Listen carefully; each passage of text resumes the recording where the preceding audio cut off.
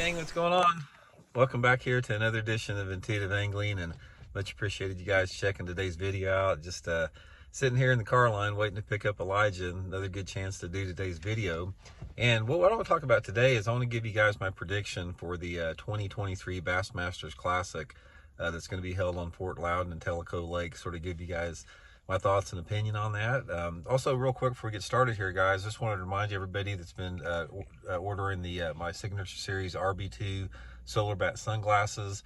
It says on the website that they're sold out, but you can also put your you can still put your orders in because they're getting another shipment in sometime like any day now. So if you guys are interested in that, I'll put the solar bat link in the description. Much appreciated there.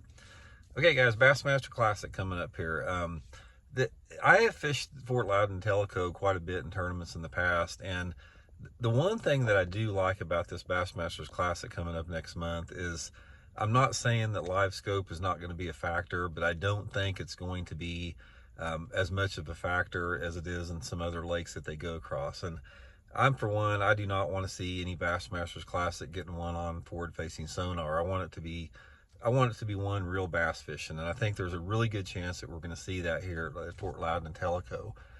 First of all, if you're not familiar with the two lakes, they're sister lakes. Quite a bit different though. Fort Loudon it's got a lot of good shallow cover. It's got a little bit more off-colored water.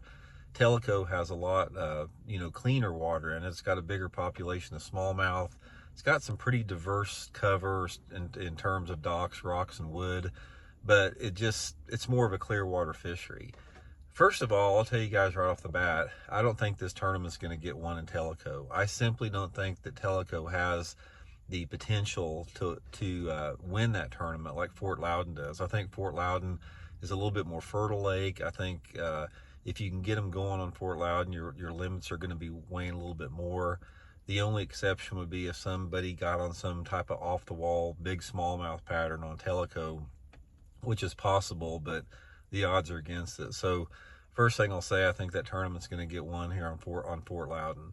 Now, there's several different options on Fort Loudon. Fort Loudon is a really good, sort of what I call a junk fishing lake. It's got a ton of boat docks in it. It's got a lot of seawalls. It's got a lot of riprap. It's got a lot of shallow cover, like shallow laydowns and that type of deal. You got some pretty significant current to deal with at times. So there's a lot of different possible ways that tournament could get won down there. I think that a lot of it depends on the weather. I mean, there could be, a decent, like a flat side crankbait bite on some of the shallow cover. Somebody might get on a slow roll in the spinnerbait or flipping a jig or something into some shallow wood or around some docks. That's a possibility. Somebody may get on some type of a jerk bait or a big swim bait bite on some of the, main and secondary points or some of the current eddies, that type of a deal. But I think that it's pretty wide open as far as, how it's going to get won. I think when Ott Defoe won there a few years ago, I think he mixed it up. He caught some on a chatterbait. He's caught some offshore.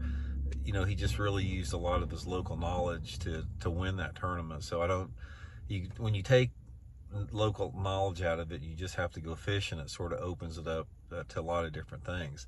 So here's my prediction. Everything to me is based upon the weather. I think if you get down there and the water temperatures are still pretty cold, say if they're in their 40s, I think there's a really good chance that the tournament could get won either on a flat side crankbait, fishing shallow rock or wood, or like I said, pitching and flipping a jig or throwing a spinner bait around shallow cover. If the water temperature is, more pushing that 50-degree range a little bit more, I think it's going to open it up to more. Somebody might catch them slow rolling a bigger swim bait, fishing a jerk bait off of some of those points. Possibility maybe, fishing a football head jig on some of those areas too. But it's going to be an interesting tournament. I mean, Fort Loudon, it's got a lot of good fish in it, but like a lot of those lakes that, are close to bigger cities, particularly in that part of the country, it gets hammered, and those fish are really educated on there, extremely educated. So anyway, that if I right off the bat, if I had to guess, if you gave me like, how's this tournament gonna get won, I would put it, there's like a 75% chance it's gonna get won on some combo of a flat side or shallow running crankbait, spinner bait, or jig. And then there's a 25% chance it's going to get one swim bait, jerk bait, football head jig, fishing more of the outside stuff. But I look for it to be a shallow water oriented tournament, and I'm crossing my fingers that the live scopers and the forward facing sonar guys don't win this tournament, because it's sort of an insult to the, well, not an insult, I don't want to say that, but it's just, I look at the Bassmasters Classic as an old school Bassmaster, you know, starting way back in 1967. And you know, I just like to see the Bassmasters Classic won, like Rick Clunn won at cranking cypress trees down at the James River, or, you know, just some type of shallow water power fishing. So, you know, guys, just that's my prediction there. Let me know what you guys think. Let me know how you think guys think it's going to get won there, and I'd be curious. Talk later. See you.